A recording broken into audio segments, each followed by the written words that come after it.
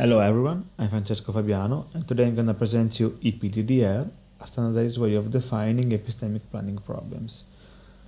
This work is a collaboration between me and other people that you can see here in the slide, and is part of a much broader project where we try to address the idea of including reasoning fast and reasoning slow in the AI setting. So let us now start by introducing the idea of multi-agent epistemic planning.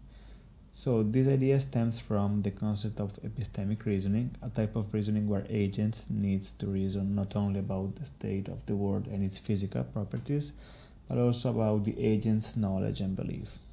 This knowledge and belief can be either about the state of the world, or the knowledge and belief of other agents, or even about their own knowledge and belief. So to plan this environment is to do multi-agent epistemic planning, and in particular in this setting we have plans that have goals, action precondition, or action effects that can refer to the state of the world or the knowledge and the belief of the agents. To better explain what multi-agent epistemic planning is, let us use an example. In this example we have three agents, Snoopy, Charlie, and Lucy, that are in the same room with a box, and inside the box there is a coin. And Snoopy and Charlie in the initial state are looking at the box, and Lucy is looking away, and no one knows whether the coin lies tails or heads up. The goal state of this particular domain is that Charlie knows the coin position, Lucy knows that Charlie knows the coin position without knowing the coin position herself, and Snoopy does not know anything about the plan execution. As you can see here, the goal are about knowledge of the agents and can be about the state of the world, for example that Charlie knows the coin position, or the knowledge of other agents, for example Lucy has to know that Charlie knows the coin position. So the main focus of the presentation is to investigate a formalization for epistemic action languages, but before doing that let us present the idea of action language. So an action language is a formalism that allows the researcher or anyone that makes use of planning setting to define domain where the reasoner needs to find a solution, so find a plan on. Along its history, planning has seen many representations, for example strips or ADL, and recently the planning community has been using PDDL. PDDL nowadays provides a standard notation and does that by specifying domain and problem description independently, by allowing the researcher to describe scenario in terms of objects, relation, and actions, and by characterizing initial and goal state as a configuration of these objects and relations. So while PDDL is broadly used in the classical planning community, it is not powerful enough to be adopted in the epistemic one. That is why each epistemic solver in the community makes use of an ad hoc language to describe the domains that it needs to reason on. In what follow we're going to present two of the most complete ones, just to see how this language are able to model this type of domain that are quite complicated. The first one is PDKB-PDDL and is introduced by Muse and others in 2015. So this language as PDDL allows the file to be organized in both problem and domain files, allow parametric action definition. This is a very useful feature if you don't want to go crazy while defining your own domain, and it does explicit belief update. So this means that each action needs to model how each agent belief is updated after the action execution.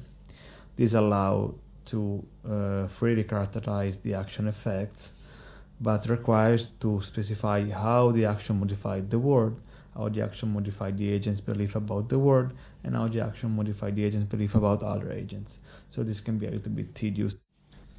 Another epistemic action language is MIRO, introduced by Fabiano and others in 2020.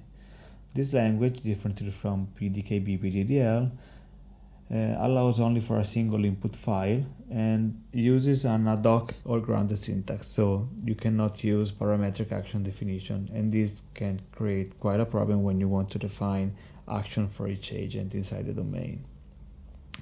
On the other hand, is able to comprehensively reason on unlimited nested knowledge or common knowledge, things that PDK-BPDL does not, as it poses a limit on the knowledge depth, and makes use of type of action, on-tick sensing announcement, and agent observability, fully observant, partially observant, and oblivious, to be able to characterize implicit belief. So as you can see, these two languages, even if they need to define the same problems and domain, more or less, are quite different. So that is why we decided to try and formalize E-PDDL, a standard way of defining input for epistemic planning problems. So let's dive into it right now and see what we tried to do and how we did it. So E-PDDL, or epistemic PDDL, arise from various problems in multi-agent epistemic planning. So the first one is the lack of standardized way of defining input. So several planners have been created in the map community, and each one of them has as an ad hoc language. So this can cause confusion across the researcher, can make really difficult to compare or combine different planners, and finally does not help in defining standard benchmark. So with E-PDDL, what we aim to achieve is to define standard benchmark, to avoid people to learn tool-specific languages, and to help researchers to communicate between one another. So basically with the same domain you can understand why your planner is doing worse than another one, and so on and so forth.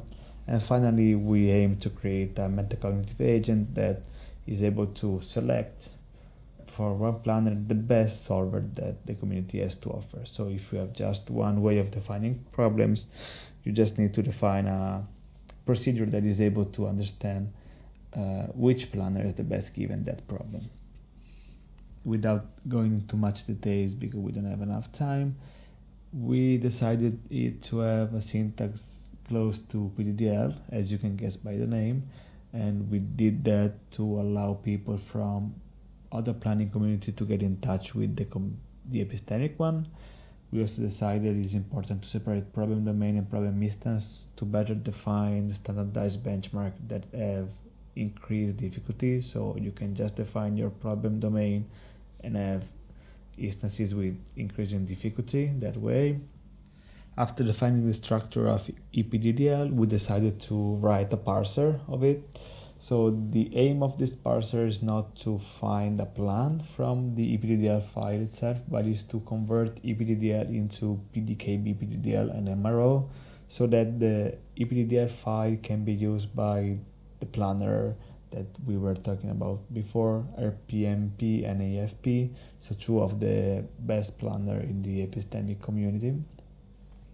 So thanks to this parser, you can write your domain file with your instance file, and then you can generate a PDK, BPDDL, and MRO files, and you can basically compare the two state-of-the-art epistemic planner from a single domain. To conclude, in this paper we proposed E-PDDL, a unified way to define map problems. This language will help us, so the epistemic community, in define common benchmarks and in combining or comparing different epistemic tools, and also may help the researcher within or outside the epistemic community to connect with the researcher inside the community itself. Moreover, we provided a parser that is able to take an E-PDDL file, domain description, and is able to generate the input for two of the most powerful multi-agent epistemic solver that the community has to offer. For the future, we plan to investigate how to accommodate all the needs from the map community, as the epistemic reasoning has many subtle variations that may need to be incorporated into the language itself.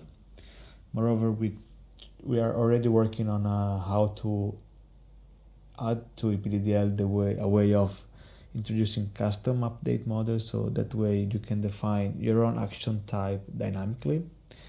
And finally, we are working also on how to use E-PDDL as a gateway to define a metacognitive agent that is able to use multiple solver and select the best one to solve a given problem. Thank you all for the attention.